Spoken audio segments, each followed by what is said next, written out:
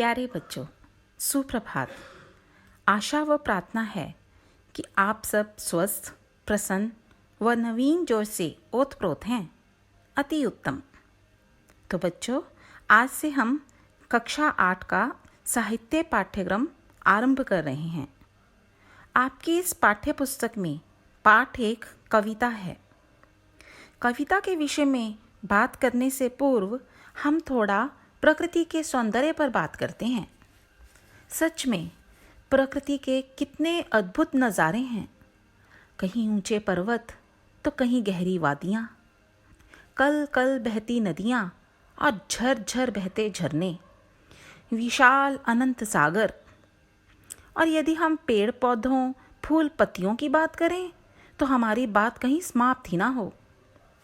असंख्य रंग बिरंगे फूल पत्ते।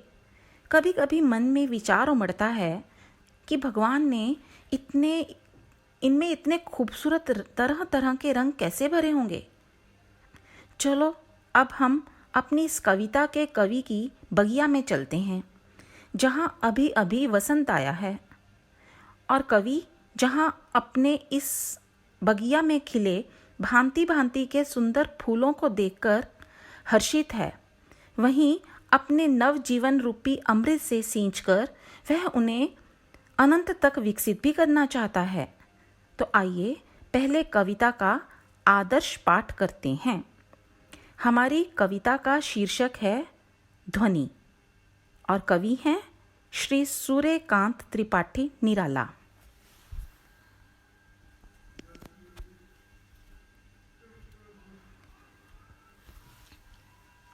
ध्वनि। अभी ना होगा मेरा अंत, अभी अभी ही तो आया है मेरे वन में मृदुल वसंत। अभी ना होगा मेरा अंत। हरे हरे ये पात, डालियां कलियां कोमल गाथ, मैं ही अपना स्वप्न मृदुल कर फेरूंगा निद्रित कलियों पर।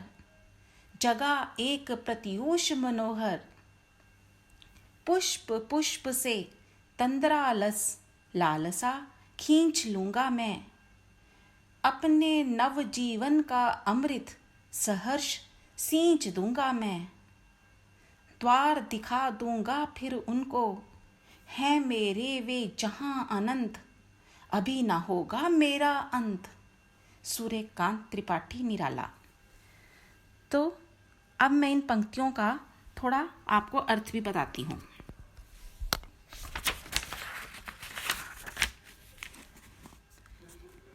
इन पंक्तियों में कवि की आशावादी सोच झलक रही है।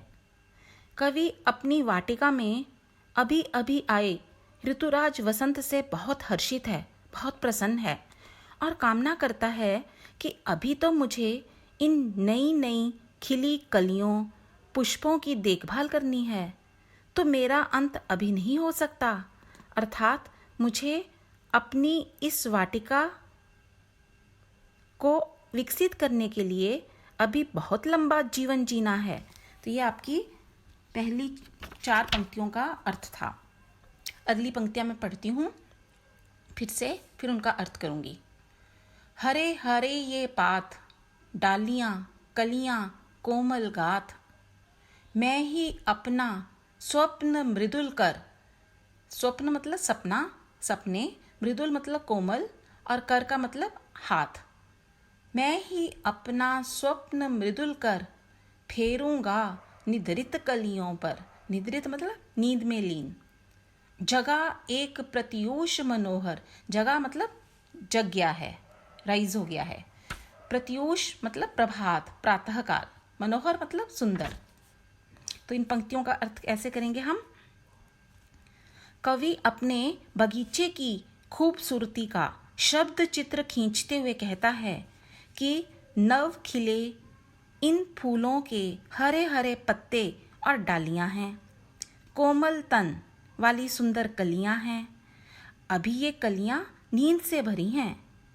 मैं ही अब इनके ऊपर अपना कोमल सपनों रूपी हाथ फेर कर इन्हें यह कहकर जगाऊंगा कि उठो, मनोहर प्रभात हो गई है।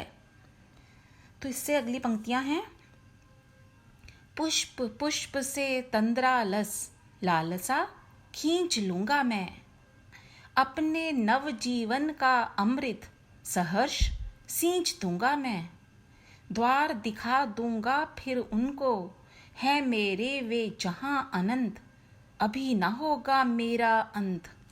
तो इन पंक्तियों में कवि क्या कह रहा है कि अपनी वाटिका में नींद से अलसाए, अलसाए मतलब आलस में भरे, प्रत्येक पुष्प का आलस्य दूर कर उनमें कुछ नया करने की इच्छा, लालसा मतलब इच्छा, पैदा कर दूंगा।